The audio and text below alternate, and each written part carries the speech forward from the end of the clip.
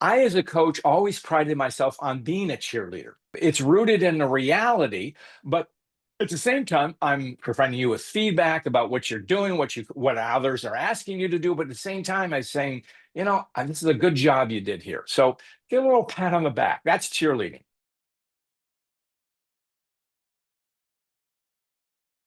I am so happy to be talking to you about leadership. Um, just to give our viewers and followers a little bit of background, you and I have known each other for a couple of years, but we've been sort of occupying this same space of creative leadership and thoughtful leadership and coaching for a long time. Um, and so I'm so excited to get to interview you and talk to you about your forward thinking on how we think creatively about leadership and coaching and even poetry, which I hope we get to in our conversation. And so, thank you for just being my friend and being a friend of On Global Leadership and just talking to us about your journey in creative thinking about leadership. Um, Well, Before I dive into Doug, questions, any comments, thoughts from you? well, thank you for the introduction. And yeah, it's a pleasure. And as you know, we are part-time neighbors because we both hail from Ann Arbor, although you are not in Ann Arbor as we speak. So, That you're exactly right, and I tried to put the right background on to show that off, but you're right. So it's taken me, 30 years in my career to finally get to Ann Arbor, and then I ended up in Ann Arbor because my wife got a job at the University of Michigan School of Law, and I've kind of continued to do whatever my career trajectory was, and kind of float around the world. And, as you know, my life is very much embedded in economic development in China, but also leadership training in China. And so I split my time between Ann Arbor, Phoenix, at the Thunderbird School of Global Management, but also Shanghai. And Shanghai is where I am right now. But the magic of social media and the magic of computers is I can still be talking to you from me in Shanghai and you in Ann Arbor, and we can just talk about your forward-thinking, path-breaking work in the field of leadership. So thank you for making time for this. my honor. So, John, if I could just dive into some questions. I mean, and I want you to help our viewers really understand the background. And we're going to be, sort of writing sidebars on all the stuff that you've done. But I'm really interested in your book, Grace Under Pressure. And I just want to know, it's a basic question. Why did you write Grace Under Pressure? And the full title, Grace Under Pressure, Leading Through Change and Crisis. Why'd you write that book? Like what brought you to that? Well, good question. It was my 15th or 16th book, but it's my third book on the topic of grace. And my first book was called Grace, A Leader's Guide to a Better Us. And I focused on the attributes of grace and how it can translate into the organizational world. And I believe grace is the catalyst for the greater good. And it came out in 2019, and it really didn't receive any acclaim at all. I mean, no, it got much acclaim, poor sales. Let's put it that way. So that's a good thing. Then, of course, COVID struck, and everyone was interested in the concepts of grace because we were all penned in our respective places, but looking for something more, meaning of life and purpose and all of those things. So grace became and how we interact to one another. But I needed to add some. I thought if I were going to explore this topic further, I wanted to add some muscle to grace. And so that's where I thought about the phrase grace under pressure came to mind. And it's about that was a phrase that Hemingway used and he meant it as courage under fire, composure, which is essentially how I define it as well. And I think we need that, especially in times of crisis and change. Or we're always in change, but now we're in more crisis than we would like to see. But it's how a leader, people look to the leader to guide them, and they want a bit of grace, I think, and they want somebody who has it together for themselves, at least, and can project this sense of I know what's happening, and we're in this together. So that's where the origin of it came from. So So let me push you a little deeper on this just because you know, I mean, it's so interesting. I've gotten to know you over the last couple of years, and I want to talk at the end of our segment about 100 coaches and how we met, and just what the amazing grace of somebody like Marshall Goldsmith and others are that have created, a real renewed area in the field of executive coaching. But I love the word grace. It's an interesting thing for me as a leadership professor because I've never used that word. Like I use words like vision and alignment and strategy and motivation and introspection, like they're all like and like to hear somebody like you talking so eloquently about grace, I'm like, I need to get this into my lexicon for how I teach leaders and so if you could just talk a little more about like what Yeah. inspired you to use the word grace, like it's an amazing word. Well, thank you. And I think all of what you talk about, vision and purpose and strategy, I mean, that's how you run a business and that's how you keep it together. And that vision is where you want to go. I have myself have written about that extensively. But I think grace is that something extra. And I think, especially in times of unease, people want to be reassured. And as you know, Doug, in your work, leadership is about elevation. And so grace becomes raising people up so they can do their best for the whole, for the good of the whole, the common good, if we would say. And I think grace is, as I first defined it, grace is about generosity, respect, and compassion.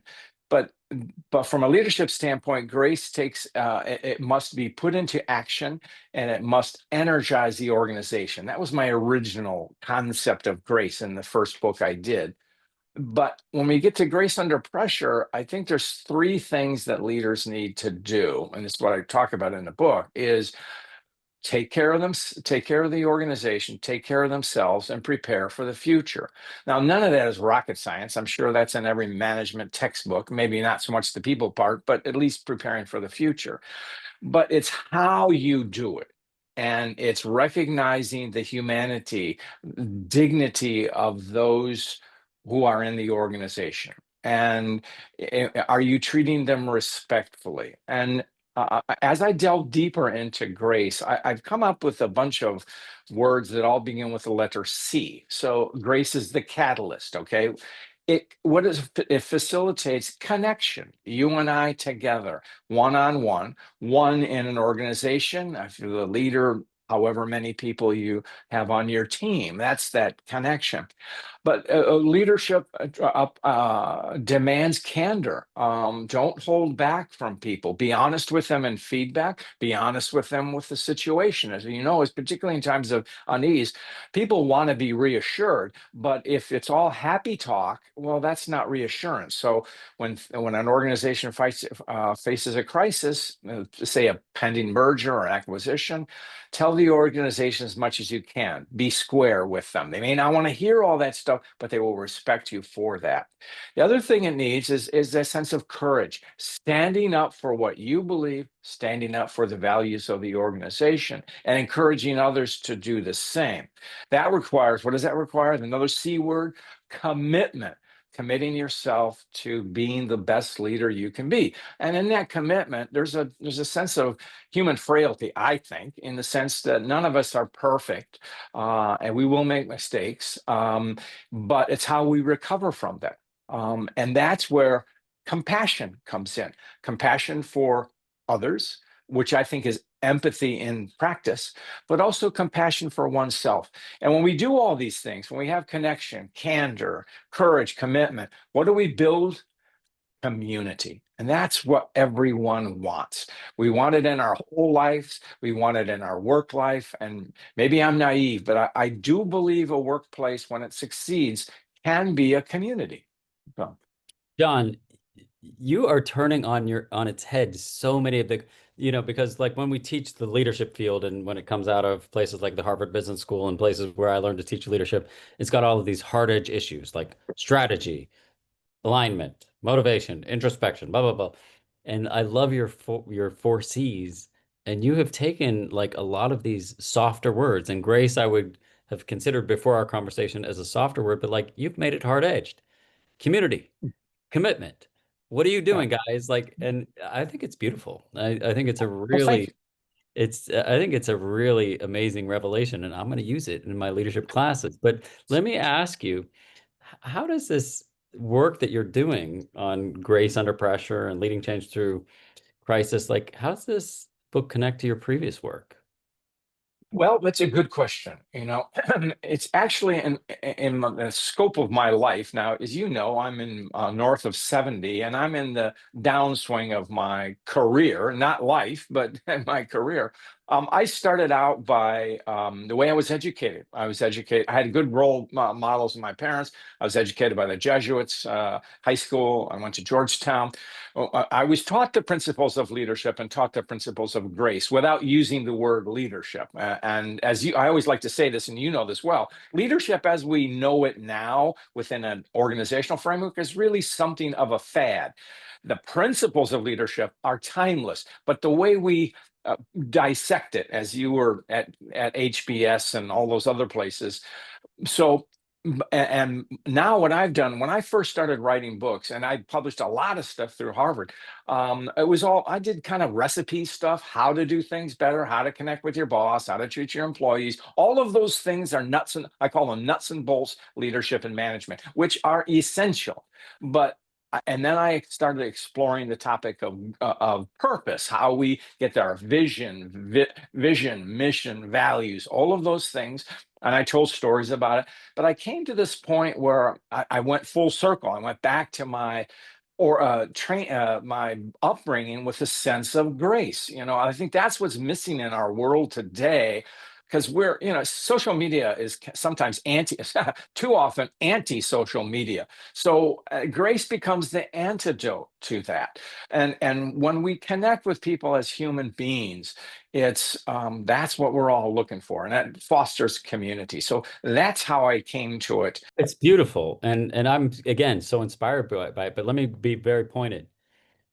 What must leaders do to lead with grace? Like, can you give me two or three things? Like, what are Yeah, I mean, what do first of leaders all, need yeah, to do? it's be human, and treat people with dignity and respect. And we see this in leaders. I mean, they really do. I mean, when we were coming up or at least when I was coming up in the organizational world, no feedback was meant you were doing okay, and it was command and control and all those things. Things have changed completely since then, but it's treating people as human beings, and that's easy to say, but it means connecting with them on a personal level, not invading their privacy, but treating them, how are things going?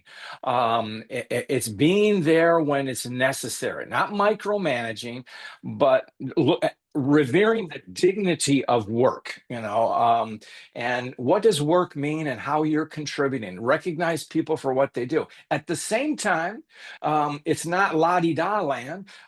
Correct people, critique people, coach people, be honest with people, all of those things. So that's what gives leadership the spine. It takes that courage and the guts. If you and I are working, if I'm your boss, uh, Doug, and I just say, oh, everything's fine, Doug, and then at the end of the year you get a poor performance review. Well, that's more on me as your manager, because I never told you what you were doing Right.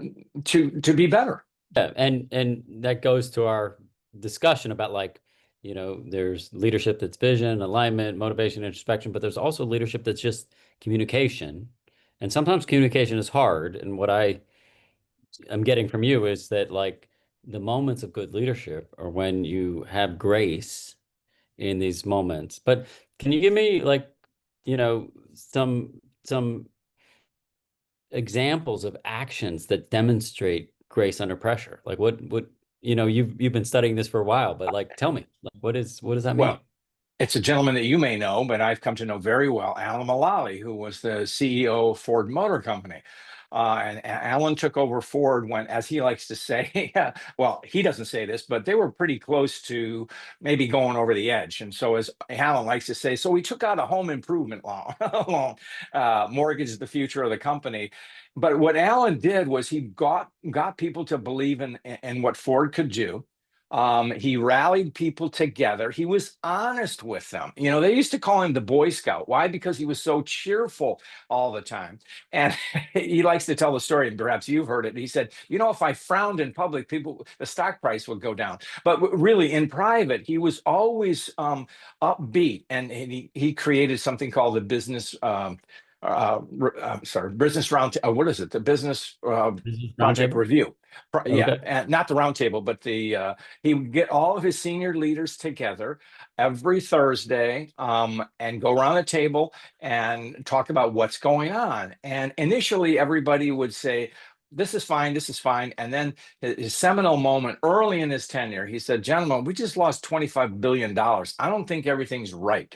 Well, one of the leaders raised his hand and said, "You know, we're behind in the launch of X program, whatever it was." And Alan clapped, and people got the point. And then, but the big thing, the genius of Alan was A, getting people in the same room, getting them to coordinate and to collaborate together.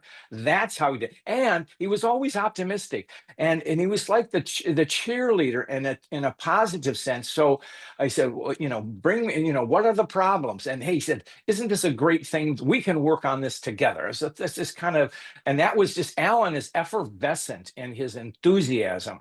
That's a sense of grace. And he's also always talking about the concept of love, love, what you do, but love for people. And if you have to let somebody go for something, you go, you know, I love you, Doug, but it's just not working out here, and move on. So it's more of a holistic sense of it. He was very in tune with the humanity of the workforce and the humanity of the people he connected with one on one. Now, and here's something else. He did the little things. I once, you know, because when Ford began its resurgence, he was a hero among the dealers. And dealers always want to have their picture taken with the head top guy in the company. And I watched Alan at a dealer meeting shake hands with 700 people one at a time and pose for pictures. And he just didn't do the grip and grin thing. He would, I mean, sometimes they'd come up one or two or three. He would frame the picture. I mean, he talked to the photographer, is this good? You know, and then they would, you know, and everybody, and he would engage them in a little bit of conversation as much as he could because the time was short. And then there was a lull in the moment there. And there were some young ladies, probably college kids, taking names and numbers and stuff so that he'd send the photographs to the right place. And he said, you want to come up here and have your picture taken too? That's Alan, you know, treating people with respect, treating people. He loved that, and he loves people. So that's grace in action. So, yeah. Grace under pressure.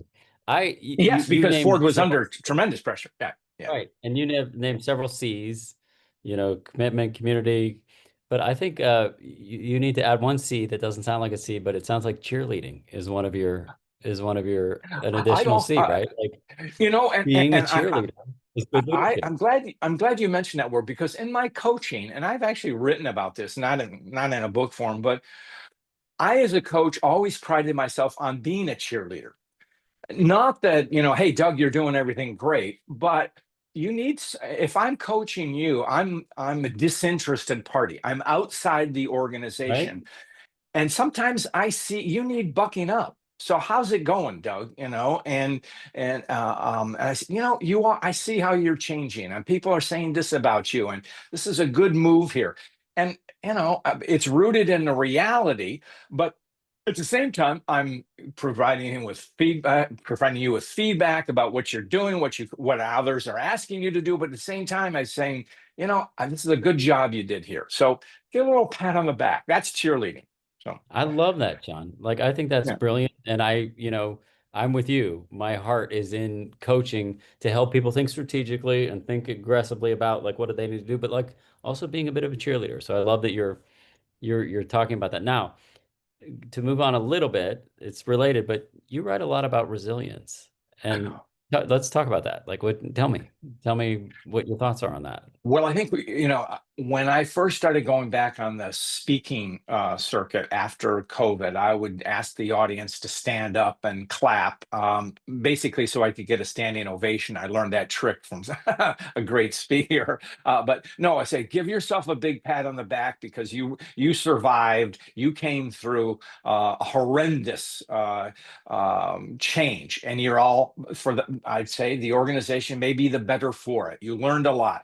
You relied on resilience. Resilience, I always used to say, is bending, not breaking.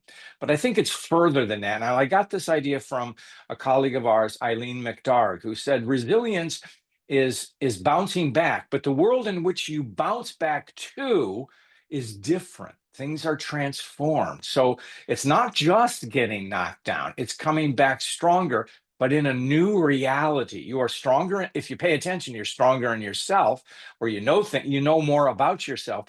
But life has, I mean, the organization may have changed, the situation may have changed, and it's a process of continuous adaptation. So resilience and adaptation go hand in hand, in my thing. And and I think the great Warren Bennis used to say that he really hadn't known any significant leader who was successful who had not been, as he said it, in the crucible. In other words, overcome some form of adversity. And I know you've seen that in your career too, Doug. So, Well, and thank you for calling that out because I have seen it in my career and I've, been through the toughest of times and then tried to come back. And one of the famous cases that I always teach about, like a little company that I worked for a little while called Apple. I mean, Steve Jobs was like a fascinating case. Like, here's a guy who was one of the most visionary people in the history of technology and founded a company in 1976 and was fired from his own company in 1984.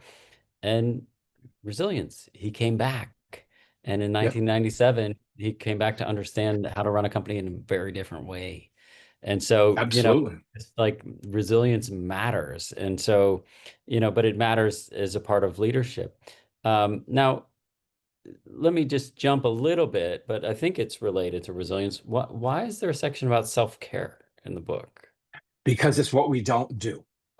Because leadership on its attributes is about others. I have to enable the team. I have to enable the team. I like to say leadership is it's the yin and the yang. Leadership is all about you, leadership's not about you, or vice versa. In other words, it's about elevating the organization. It's about helping people achieve, providing the resource, integrating management so you have the resources to support the tools you can do what you need to do. But who's going to do that? You. And in that you process, you overlook, because you're outward directed, we short ourselves. And as our good friend Tasha Eurich says, we're not really good at self-awareness. And many leaders think they're self-aware when really they're not. And I know it's not due to a lack of intelligence, but it's a lack of time, and maybe time for introspection, or the sense that, hey, I need to take care of myself, because there is a perception, I think, particularly among men, it's like, well, that's too soft and I don't need that. I'm a tough guy, No, we all need self-care. And there's no greater example than that than our veterans who've come through some pretty awful things. And fortunately, now there are more resources to help them. But we need to take care of ourselves. And leaders don't do a good job of that because I think they haven't been taught well enough that it's okay to take time off, time for yourself, time for your friends, time for your hobbies, but also just time to decompress and think. And that makes you better. It's not time away. It may be time away from work, but you come back ideally refreshed and re-energized and refueled, and you can optimize yourself better. So one of the things that I love that you're doing here, John, if I could be so bold as to comment on and reflect a little bit, again, leadership comes from these hard ideas of like vision, alignment, motivation, introspection, and how do we build community and but there's also the importance of self-reflection and a little bit of time away. And that doesn't mean you're soft. That doesn't mean you're weak. It means actually you're making probably good decisions to take care of yourself so that you can be a better leader of your organization, right? And if I'll I'm share. getting this correct, Is I'll, that I'll right? share a story about that with a wonderful gentleman I got to know. Sadly, he's no longer with us. Skip LaFoe. I was a longtime executive at General Motors, and he was the guy that built Saturn. Sadly, that was an experimental organization, but it didn't quite work out so well. But not due to to Skip. I got to know Skip, and he wrote an article in Leader to Leader 20 years ago about reflection. And he was he fellow Ann Arborite. And so I got to know Skip, and just a great guy. Talk about leaders who connect and who live with grace. That was Skip. But anyway, I once asked him, I said, Skip, how do you make, you're a busy guy. How do you make time for reflection? And he looked at me like I had two heads. And he goes, John, you put it on your schedule. So, and he would block out time. And I have coached so many executives and I've encouraged them to do that. And some of them come back and they'll say, I got it on my schedule. And sometimes that time will be taken up with something else. Skip also had another concept about reflection. It is a solo enterprise, he said, but you can do it with a trusted aid and, bounce ideas off one another. So that's a form of reflection too.